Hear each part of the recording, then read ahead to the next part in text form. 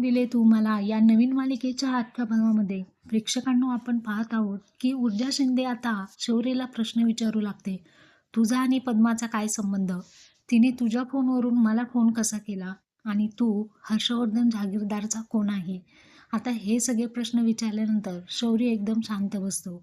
ऊर्जाच्या कोणत्याही प्रश्नाचं उत्तर शौर्य देऊ शकत नाही. आता शौर्याला सावरण्यासाठी तिथे पद्मा येते, कारण पद्माला सर्व काही माहिती असतं. पद्मा बोलू लागते की अगं ऊर्जाताई, मी चाळीमधून चालले होते ना, तेव्हा शौर्यने मला मदत केली. मला तुला फोन करणं खूप महत्त्वाचं होतं तेव्हा, आणि त्या दिवशी यांची आणि माझी ओळख झालेली, त्यामुळे मी याचा फोन घेतला आणि त्याच्या फोनवरून तुला फोन केला. इतकं सिंपल आहे. अशा पद्धतीने पद्माने बाजू सांभाळून घेतली. इकडे आपण पाहतो की चाळीतल्या ज्या काकू असतात त्या या दोघांना म्हणतात, तुमची जोडी एक नंबर आहे.